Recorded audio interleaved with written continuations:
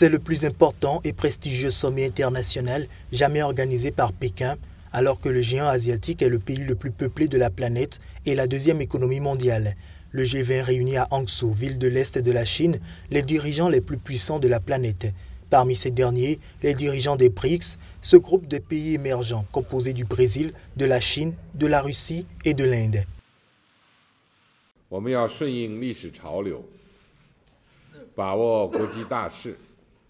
Nous devons suivre la tendance historique et mondiale, renforcer la collaboration et la coordination, renforcer les deux plateformes importantes que sont les BRICS et le G20 et faire en sorte que les marchés émergents et les pays en développement puissent avoir un rôle plus important dans les affaires internationales et puissent avoir une position plus avantageuse au sein de la gouvernance mondiale.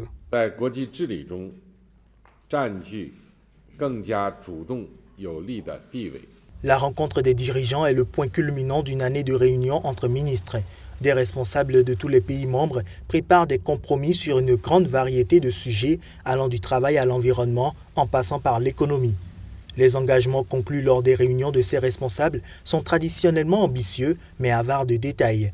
Pour des experts, cette année en particulier, il est peu probable que le G20 produise des résultats sérieux dans la mesure où le sentiment général d'anti-mondialisation complique la tâche de nombreux dirigeants pour parvenir à des consensus applicables. Présente pour la première fois à ce sommet depuis sa prise de fonction, la première ministre britannique Theresa May a affiché son ambition de faire du Royaume-Uni post-Brexit un leader mondial du libre-échange. François Hollande, présent par contre à ce sommet pour la dernière fois de son quinquennat, entend non seulement plaider pour l'intensification de la lutte contre l'évasion fiscale et la corruption, mais également réaffirmer pour la énième fois qu'il n'y a pas de solution militaire au conflit syrien dont l'issue est politique. Le président Xi Jinping voit dans cette rencontre une opportunité majeure pour montrer au monde ainsi qu'à ses rivaux politiques que la Chine est sous sa direction un pays puissant, prêt à assumer un rôle plus important pour guider l'économie mondiale.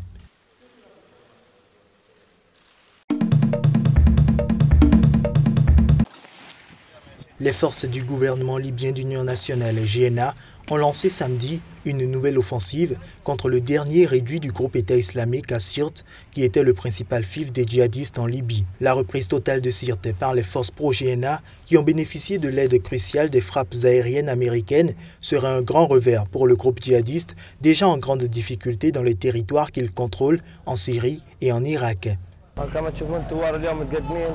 Comme vous pouvez le constater, les forces du gouvernement d'Union nationale avancent dans la ville. Les combats ont fait des blessés et nous avons rencontré des voitures piégées. Les combats se poursuivent dans les parages de l'agence de Sirte de la Banque centrale libyenne et nos forces font de réels progrès. Dieu merci.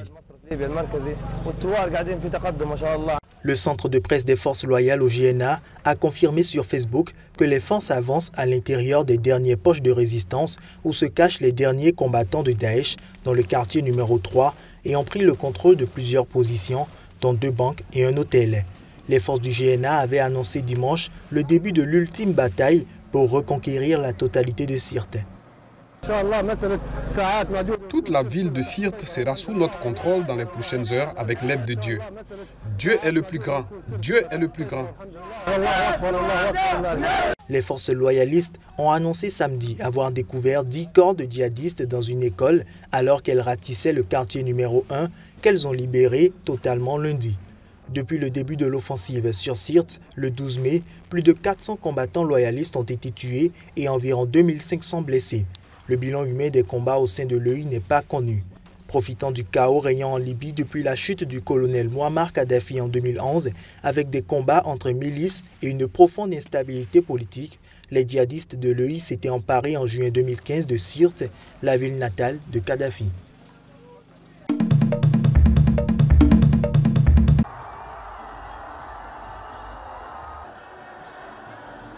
Les supporters ivoiriens peuvent jubiler. Le pays a décroché sa qualification pour la Coupe d'Afrique des Nations Gabon 2017 après son match nul 1 but partout contre la Sierra Leone samedi au stade de la Paire de Bouaké lors d'une rencontre comptant pour la 6e journée des éliminatoires de la compétition.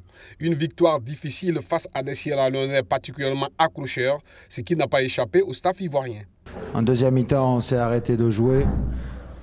On n'a plus été sur des principes de rigueur.